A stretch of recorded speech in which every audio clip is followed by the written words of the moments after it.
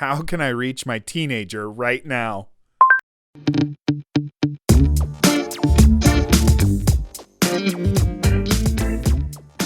Well, hello, everybody. Thank you so much for joining us today as we're diving into another conversation concerning this time and what we're dealing with as families, as churches, as individuals. Obviously, it's such a crazy, unique time, and yet there's also tremendous opportunity right in the midst of all of this. And so what we've been doing is trying to find a way through that in order to capitalize as much as possible on the uniqueness of this time. And so today I actually have a good friend of mine by the name of Pastor Steve Bradshaw. Pastor Bradshaw has been in Independence, Missouri, pastoring Central Assembly for just over 5 years. Prior to that, he was in Pittsburgh, Pennsylvania for a while. Now, we can't hold that against him, though. I think he's more anchored in this area. I'll let him kind of give you a little bit of a background on him, but really, really great guy. And he has two kids who are in those teenage years, which is really what we're going to be talking about today. So I'm going to introduce to you the one and only Pastor Steve Bradshaw. Hey, Steve. How's it going, man? Good to be here with you. It is, just as you know, it is a unique time. And so we're just trying to take it one step at a time. And I know that you guys are doing the same out there and trying to figure out every day. It seems like you have to relearn all kinds of new things and figure out how to move in a new way during this time. Do you mind just starting with just a little bit of a background about yourself, kind of just share a little bit about your history and where you've been and then a little bit about your family? Yeah, we've served in ministry since the 90s. That's the grayness in the beard. Most of that came since I was a senior pastor, though. So, no, we started out in youth ministry in Springfield in 97. And we were there in Springfield for about 12 years, then to Pittsburgh for 5 years, all of that in youth ministry. So our background in youth ministry really sets us up in this season of life where our kids are, right now our daughter's Molly, she's 14 years old. She just finished her freshman year. And my son Ethan is 18, and he is just finished his senior year as the school system has shut down for the year. So we really feel like that youth ministry experience really positioned us and gave us a lot of heads up. I get to raise everybody else's kids partially for a long time, and a lot of trial and error and figure out what works and what doesn't work, and major on those relationship things. So that's my wife, Brooke, is phenomenal. Great home background that set her up, and she was a kid that wasn't battling her parents through her teenage years. She was in good relationship with them. And so that was something I learned from. And so we've added, as you know, all of us are a blend of what we learn from our home and what we've seen outside of that. And we kind of make our own piece of that and our own style of that. And so we've tried to take the best and leave the rest, so to speak. And so make our parenting style functional for us. So that's you mentioned Ethan with going finishing up his senior year. That's a crazy time to be going through this whole COVID thing. How have you guys been making it through all of this mess? Yeah, it's been it's unprecedented stuff. You know, it's brand new, and nobody's ever experienced anything like this, really. I mean, there's probably tastes and flavors in different ways, but something that's so voluntary yet so mandatory, but still voluntary. It's really messy guidelines in that process. And so working through all of that as a family and as a pastor and just all those roles are, we're just working through it like everybody else is. I'm trying not to get too far ahead of myself and make plans. My personality is I hate making plans I can't follow through on. So right now I'm just like, we're just going to see what happens with this and figure it out and do what we can in the moments. And so my mantra has kind of been just make the most of our opportunities as we're going here. And with the opportunities that we can create, then we're doing that. And the opportunities that we can't control, then, we're letting those things take care of themselves and trying to also be good citizens and lead by example in that way where we're not fighting everything that comes down, because I know what it's like to make unpopular decisions.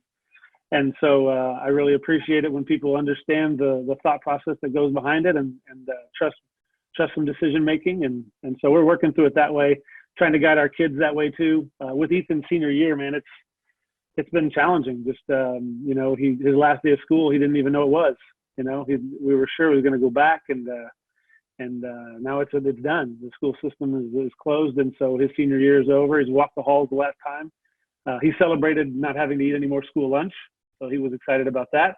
But the other parts of it, he was going into his fourth year, going to be a 4-year letterman on the golf team, and this all happened the week before their first events, and so no senior golf season, and so that's just that's just what happened. And he's been a champion about it, and just realizing that we can gripe about it if we want to, and it's still not going to change anything. So it just messes with our attitude and harms our spirit. So he's been really great about it, and just hey, that's what happened, and let's control what we can, which is our attitude and our mindset about things. So he's been a real champ about it.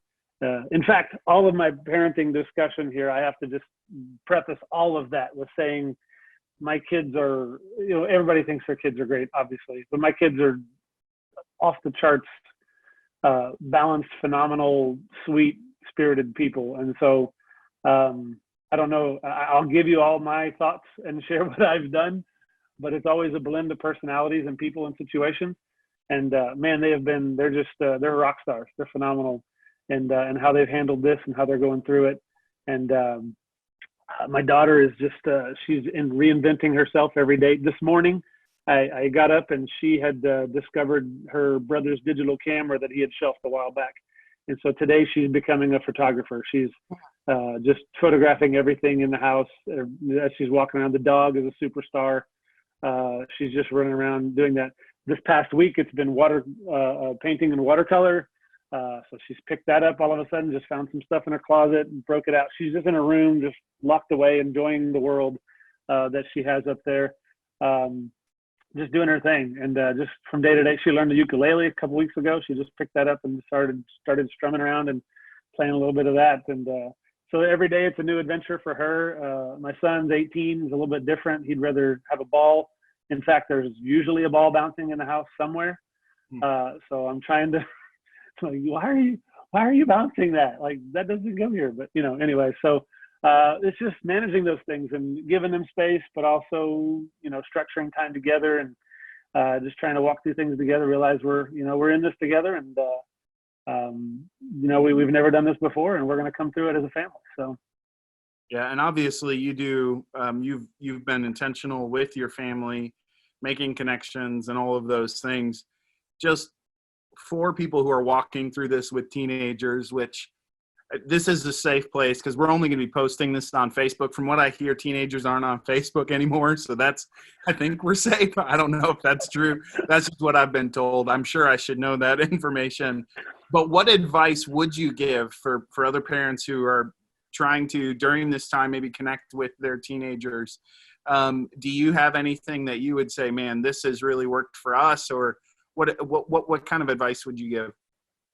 Yeah, I think connection is tough because obviously they're at that stage, depending on where your kids are, that 16, 17, 18, or 14, 15, wherever that in that phase they are personally, they're trying to figure out who they are as an individual and trying to spread their own wings and trying to be themselves. And we want to foster that and encourage that, because that's our job as parents. It's not to keep them with us. It's to create a good, healthy child of God, citizen of our country, and launch them out to be a fulfilled person, So that's the goal all along, is to release them. And so we're trying to position them to do that. So if you work with that end goal in mind, you start working back and realize that, sadly, I don't want this to frustrate anybody, but I think my best teenage parenting advice is really invest in kids before they're teenagers, because you're building that foundation of relationship that hopefully you don't have to undercut your own style once you're a teenage parent now. If you have to change who you are and how you parent, and of course you do to some degree, absolutely, you adjust to their age group. But if you fundamentally have to break all your own parenting rules to be able to connect with them as a teenager, then you might have been doing this wrong.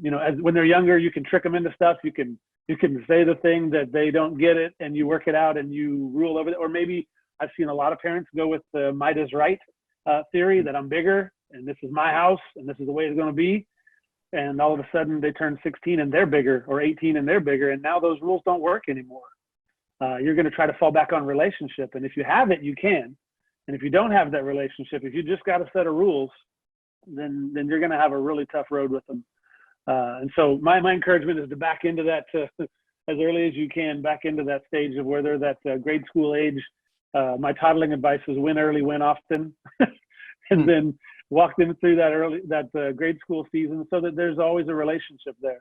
And it's not just about rules. Rules, this is an age-old youth pastorism and ministry and truth. Rules without relationship equals rebellion. If you got a list of rules, I don't know why they're here, I don't understand what the point of them is, then I'm going to fuss about that. I'm going to go against that. I want to understand it. And so in that teenage year, we kind of take the lid off for those students, and they have to own the why, not just the what. They have to own why we're doing this. And so if you're doing that in that process, then we walk it out. Now, creating connection in the midst of all that, and we've run out of movies to watch that we all care to even look at. It's so funny. Even last night, I found a clip of something that was on, and I paused it before we had dinner just to show it because it was a funny scene from a movie that we all liked. And then after that, it just kept playing, and they just sat there, and we just sat there and watched it. And because it's on, because there's nothing else to do in this quarantine situation. And so, but I'm finding over and over that fun is not so much the activity as it is the attitude. You can have the greatest activity planned. You can have the most fun thing to ever do. But if their heart and attitude is against it in the process, then it's not going to be fun. It's just not. On the other side of the coin, if their attitude's in a positive place, if the relationship is healthy, you can literally do work, hard work, and it can be fun because fun is not an activity. It's an attitude. It's where our heart's at. It's where our mind's at. And so we lean into that.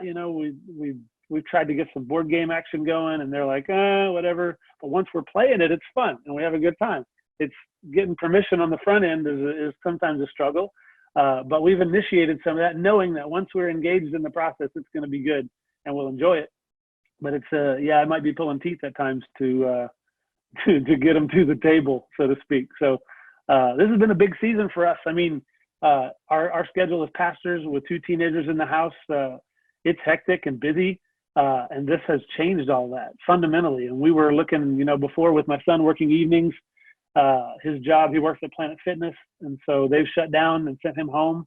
And so we would have maybe 1 or 2 nights a week where we all got to sit down at the table together at the same time. We had to schedule that so we could, and which is not our ideal, but that's just what it was in this season. But now with COVID, it's 7 lunches and 7 dinners together. And it's been, on the parental side, just to cling a little bit, it's been a blast. It's been fun to have us all around the table and doing stuff together.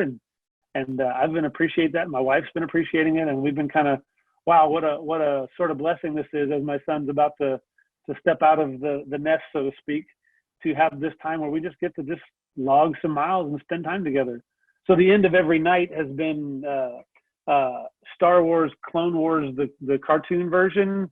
I hadn't watched those, and so he was like, let's do this. And I was like, all right. So we're binging that for about an hour and a half every night before everyone goes to bed. Or actually, the girls go to bed, and we watch that until one of us gets sick of it or falls asleep. So we're up to the live season, the 7th season now. So that's something that we've been doing. And a couple episodes, I'm like, Lord Jesus, this is terrible. Why are we watching this? And but then, we're hanging out together. So I'm logging miles. That's been my youth ministry mantra and my parent mantra all along, is logging miles together. If you want to get to know somebody, log some miles with them. Take a trip, sit in the car with them. You'll know what they like, what they don't like. You'll share life together. That's the experience that we've got to have. And with our kids, as that changes from being in charge of them to sharing life with them in adulthood, we've got to figure out those transitions and walk that out and give up some freedoms. Connecting with teenagers in this point, one thing I would probably suggest is to give them some chance to take the reins. Let them say what we're going to watch tonight. Let them say what we're going to do, and just go with it. If they want to play a game that you hate to play, let's play it, because they have to go with the calls that you've made all along. Now go with some calls with them and let them know you're invested in the relationship more than the activity, more in what we do together as to what it is that we're actually doing. I just want it to be together. That's the idea. So yeah, we're pulling them now. My kids are crazy sweet, and they're just like, oh, I don't care, whatever, that's fine. Like, you're not helping me here. Make a choice, make a decision. But so yeah, it's an unprecedented time. It's crazy, but relationship is always the key. So have you had any trouble? I was talking to some others who had trouble with kids not taking it seriously, 18-year-olds wanting to just head out. Have you had to do anything to kind of keep the door closed or keep people in, or has it been pretty easy for you guys? Again, with my kids,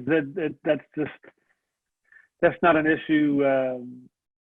Their hearts are on with us, and so there's no battling there. There never has been, really. I've tried to pull and make sure, like, I've tried to draw it out of him. Like, don't just tell me what I want to hear. Don't just say what you're supposed to say every time, but let's level here, speak out on this, and trying to work that through as best we can. But yeah, as far as that goes, I mean, they've just been, all right, that's what we're doing. Okay. And we've let them listen in on our discussions of that. I mean, I'm borderline cynical on some of it, and personally, on how the severity of all this going on. I'm trying to manage all that and figure that out, because it's got economic, fallout. It's got personal fallout. It's got ministry fallout. It's got a lot of things that we're going to learn over the next 6 months to a year, even, on what this looks like or what this will turn out to be.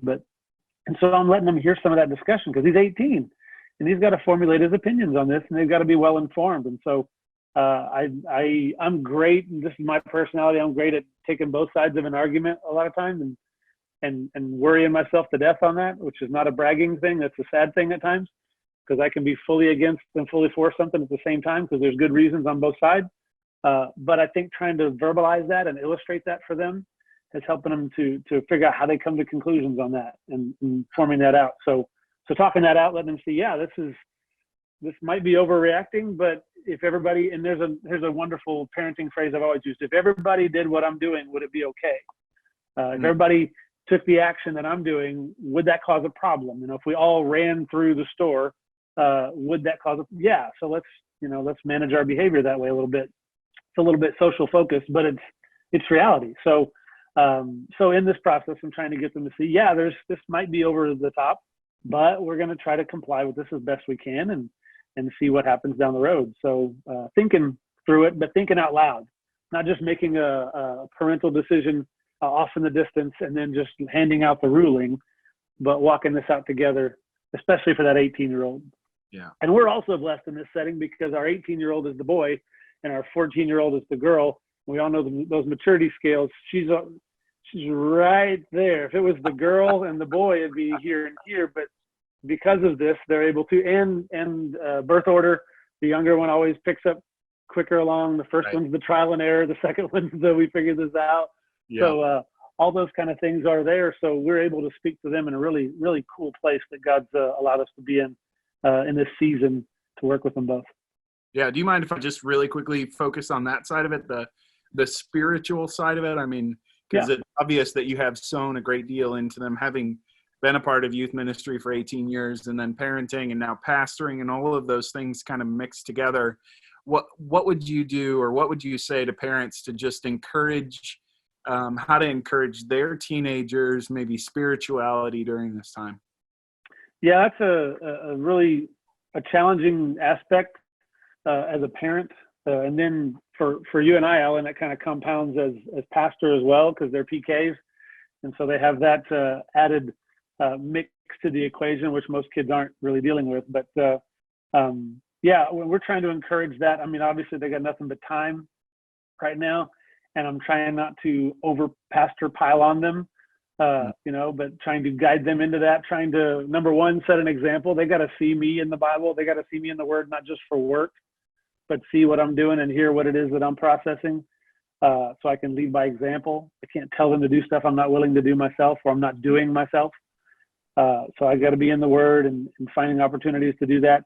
I have we got our own little life group setting, amongst us, because they hear me preach on Sunday as we're all sitting there together watching it online.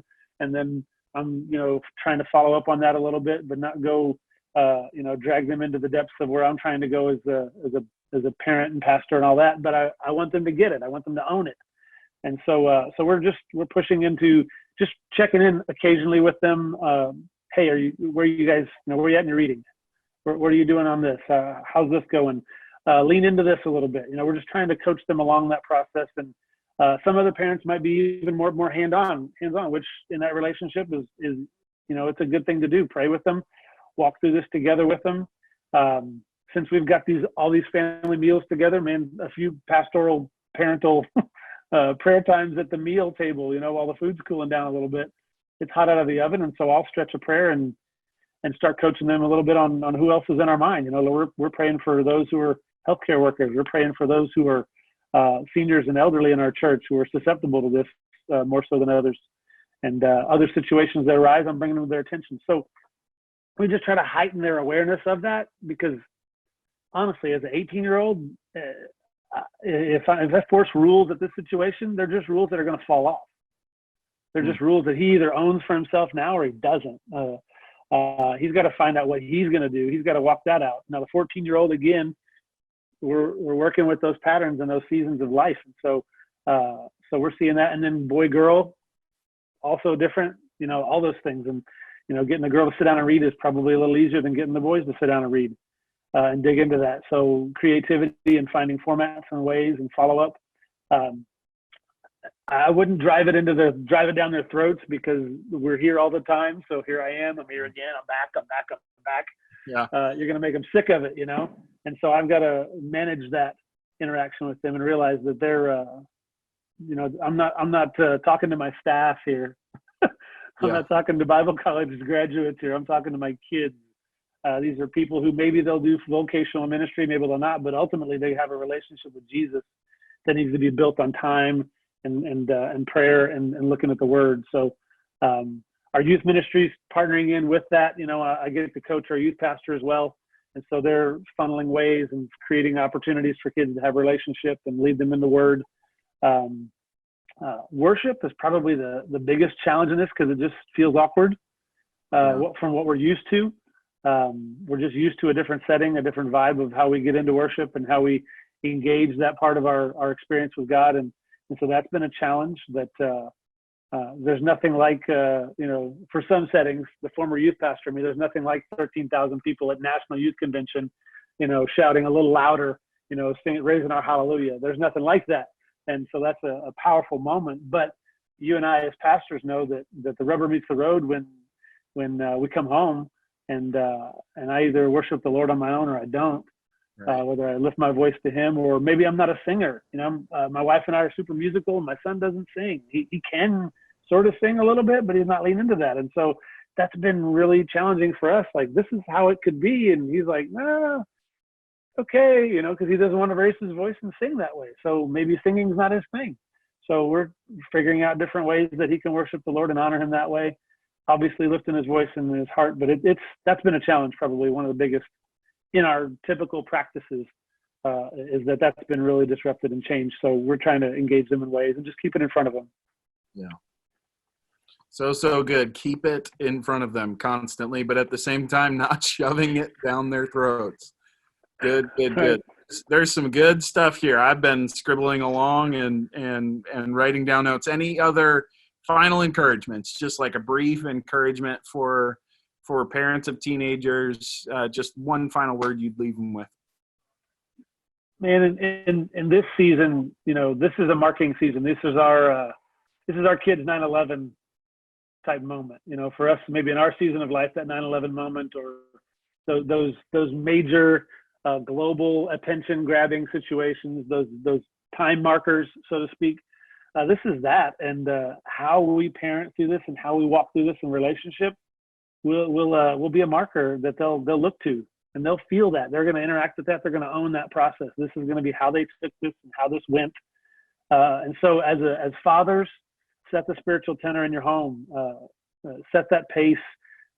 Be as even-keeled as you can. Be genuine, but always make sure that they realize the fact that you're setting the pace for the family. And mom and dad together are sharing that. Mom and dad, the arguments, there's a lot of time together. I saw somebody post something that said, I haven't seen a whole lot of those. I'm so glad to be married to you, baby. Those kind of posts going on lately because everybody's in quarantine, you know.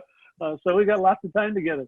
But know that you're setting the pace for your family and make the most of those opportunities. And man, it's just so critical that we leave a good taste in their mouth from this, even though it's crazy on that side. That we're leaving a good flavor of this and a good takeaway from it. When they look back on it, they're going to recall either busting up the rules, arguing, fighting over it, or walking through it together.